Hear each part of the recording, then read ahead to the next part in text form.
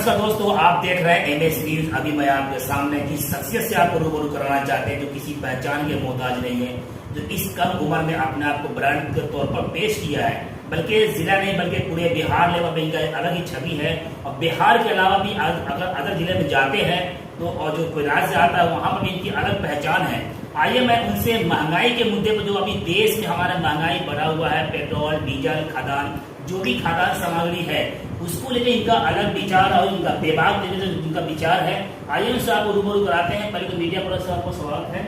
सबसे पहले आपके जो एमएक्स न्यूज के दर्शक हैं सभी का हमारा नमस्कार, सभी दर्शकों को मेरा प्रणाम। आपने अच्छा सवाल किया कि महंगाई के मुद्दे पे आज जो हम लोग बात करने वाले हैं।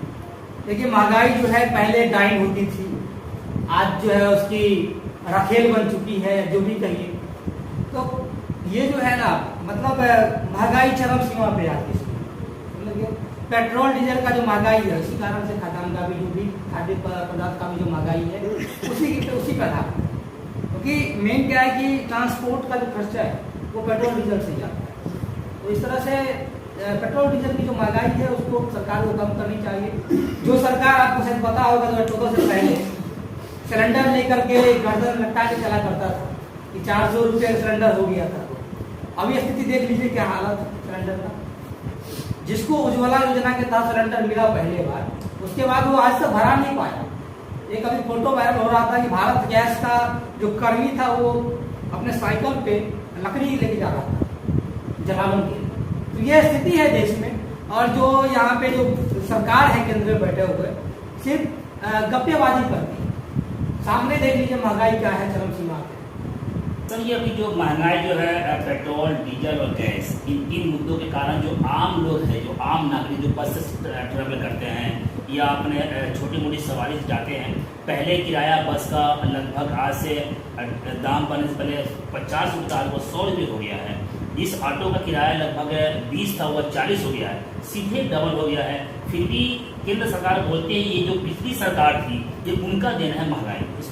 देखिए साहब, जो सरकार है ना, सिर्फ बयानबाजी करती है। पहले बोले गप्पेबाजी लगाती है सरकार। आपको पता है कि ये जो महंगाई है ये कोरोना जैसे महामारी से भी भयंकर आने वाला है।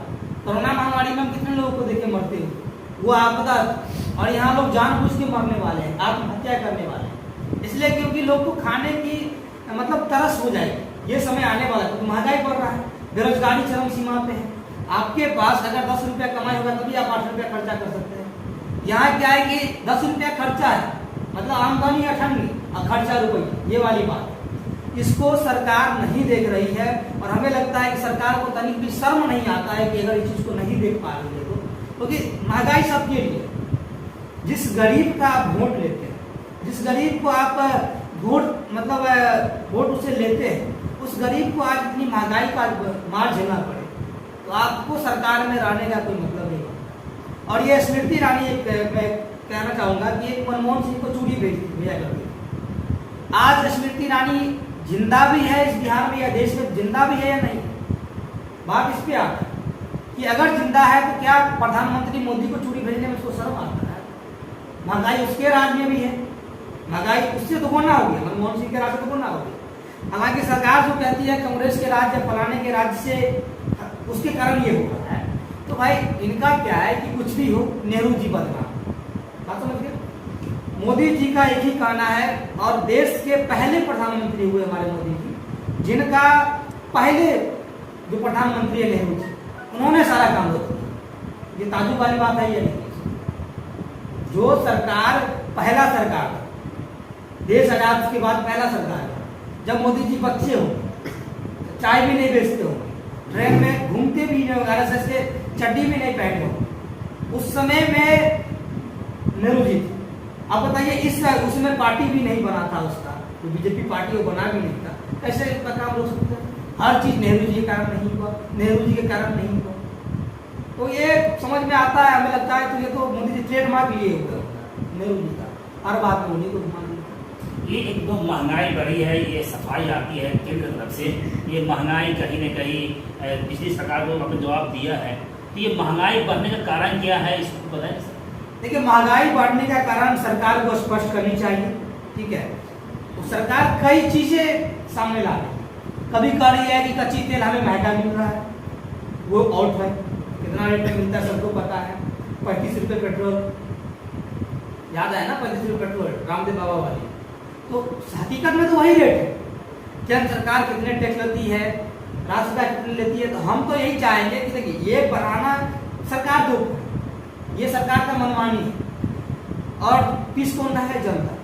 हम तो चाहेंगे कि केंद्र सरकार से कि केंद्र सरकार एक बोर्ड लगाए, जैसे पेट्रोल पंप पे जाते होंगे तो एक बोर्ड लगा होता है कि इतना लीटर इतने रुपये, वहाँ एक बोर्ड लगाए कि इसका जेन्युइन रेट ओरिजिनल रेट ये है, केंद्र सरकार इतना परसेंट टैक्स लेता है, राज्य सरकार इतना परसेंट टैक्स लेता है और पेट्रोल पंप के मालिक इतना परसेंट और कंपनी इतना परसेंट लेता है। तब लोगों को यकीन होगा कि कौन यहाँ खा रहा। वरना आप बताइए कि भारत का तेल नेपाल जाता है, भारत का तेल श्रीलंका जाता है, भूटान जाता है, वहाँ तेल सस्ता हमारे यहाँ महंगा है। और जब महंगा है इसलिए, अगर तेल महंगा है ना इसलिए सारा कुछ महंगा। क्लियर हुए ये कि पेट्रोल महंगा या डीजल महंगा होगा, दिल्ली से कोई सामान बिहार आते आते ऑटोमेटिक महंगा हो जाएगा। क्योंकि आप जानते हैं कि हमारा अनाज जो होता है, जो हमारा सरसों होता है, आज कहिएगा सरसों का तेल इतना महंगा क्यों है, तो सरसों हम खेत में उपजाते हैं, वो जाता है कंपनी को, ट्रांसपोर्ट खर्चा है, वहाँ कंपनी में रिफाइन होंगे फिर ट्रांसपोर्ट से आता है। तो महंगाई तो समझिए कि पेट्रोल डीजल। एक सवाल आपसे और है, क्योंकि आप बहुत ही बेबाक अंदाज तरीके से जवाब देते हैं। ये एक राहत भरी खबर ये आ रही है लगभग 2 हफ्ते से कि पेट्रोल और डीजल के दामों में इजाफा नहीं हो रहा, वरना पहले रोजाना 60 पैसे 50 पैसे वही रहा था।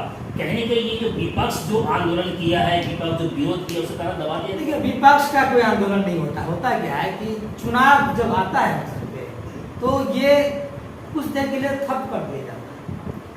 आज 100 पार हो गया, शतक लगा दिए मोदी जी, ठीक है। और एक हमारा जो नीरज चोपड़ा जी लाए हैं मेडल, दूसरा मेडल हमको मोदी जी को ही मिलेगा शतक मानने में।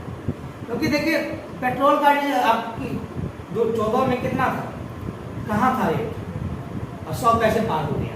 फिर बंगाल चुनाव आया, रेट क्या किया, कुछ कम किया। होता क्या है कि 50% कम कर देता है, अब बड़ा बड़ा होर्डिंग लगा देता है, मोदी जी थैंक यू 50 पैसे कम। एक नया ट्रेंड आया, थैंक यू मोदी जी का। अभी यूपी में चुनाव है, पंजाब में चुनाव है, उत्तराखंड में चुनाव है, तो तेल अभी स्टॉक रहेगा, कुछ बढ़ेगा 6 महीना। जैसे चुनाव खत्म होगा आप लिख लीजिए कि ये 150 रुपये जाएगा, समझ गए।